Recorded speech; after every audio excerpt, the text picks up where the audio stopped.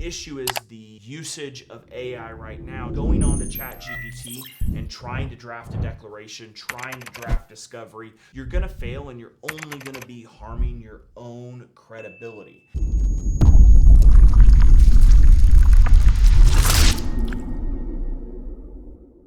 What is going on, everybody? My name is Mark Real Jr., the Father's Rights Attorney, and I am back with another episode of the Father's Rights Playbook.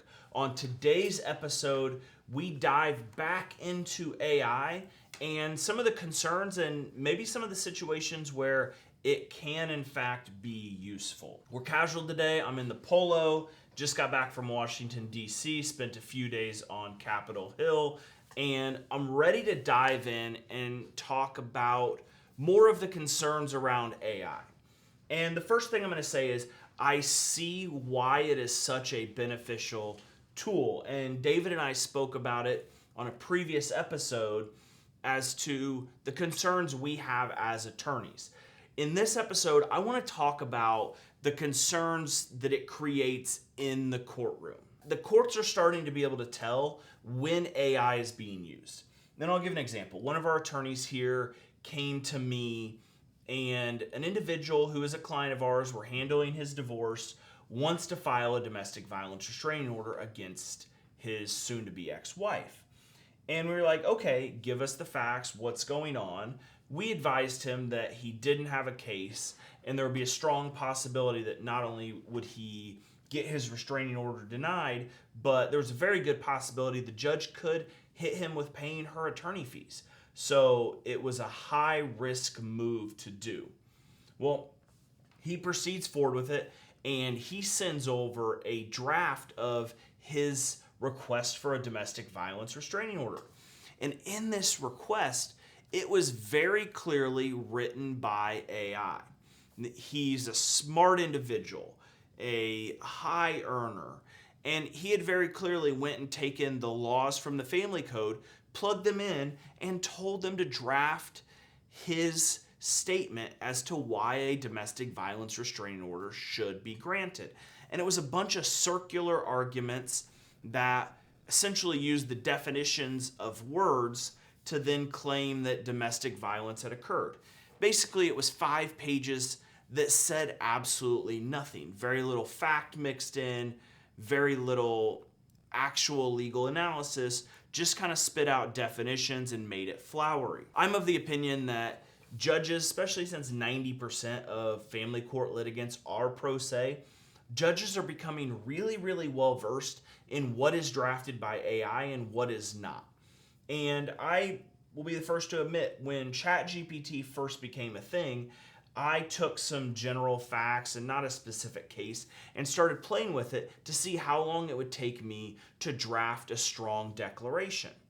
And it didn't take me very long to be able to craft something with some general facts, but it was missing kind of the heart of the arguments, and ChatGPT, at least at the time, really struggled to intertwine when I would give it specific facts. So I essentially had made up a case around custody and made it a move away and gave it some general facts, and I was able to massage it into something that was usable, but it was not of the quality that I would be comfortable filing in court. So I can only imagine what judges are seeing right now when it comes to someone who doesn't know what things are supposed to look like, doesn't understand the law fully, trying to utilize AI. It could really, really harm your credibility.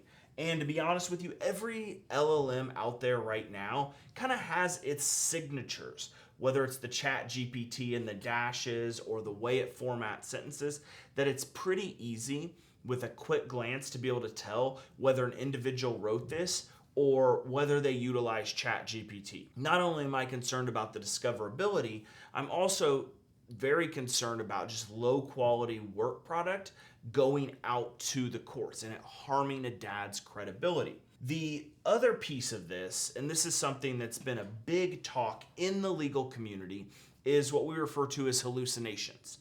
And I actually saw this in my attempt to draft a declaration in regards to a move away. I did give it some law, and it actually made up a case. I gave it the LaMusha factors, which are the factors utilized for move away, and it actually made up a new LaMusha case. So there's also the concern of where it doesn't have good information and where it can't find good information, because understand, most of these LLMs, there's some delay in terms of current events and current laws that can have you presenting a case to the courts that's not a true case. And many attorneys have been sanctioned at this point hundreds of thousands of dollars for the usage of hallucinations in their briefings. Well, that may not be the case. You aren't going to get sanctioned and have to report it to the bar and deal with a bar complaint. You aren't going to deal with those things, but it's going to be a severe hit to your credibility when those things happen. So there are some softwares, there are some legal things that are coming down the pipe that appear to be able to solve some of those problems. Internally here at the firm, we don't use AI to generate any documents we're going to be filing with the court.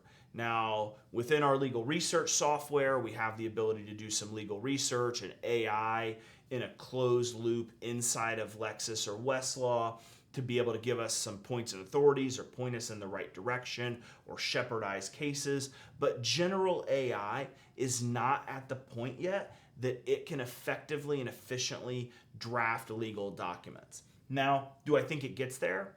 I had a conversation with someone who is a high-level AI founder who's actually creating AI software, and he has no doubt that we are eventually going to get there, but that we're 1, 3, 5 years away from it being effective and efficient. So it's coming.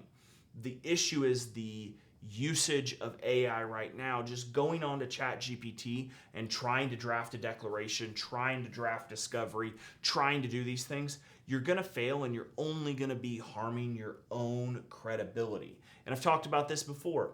Family court is a credibility contest. If you're putting out fake cases, clearly AI written documents that don't match the language you utilize, it's going to be a ding on your credibility, and that's what we're trying to build up.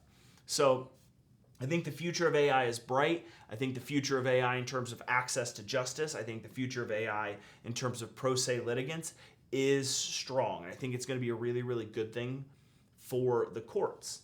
And I think it's going to really streamline a lot of processes.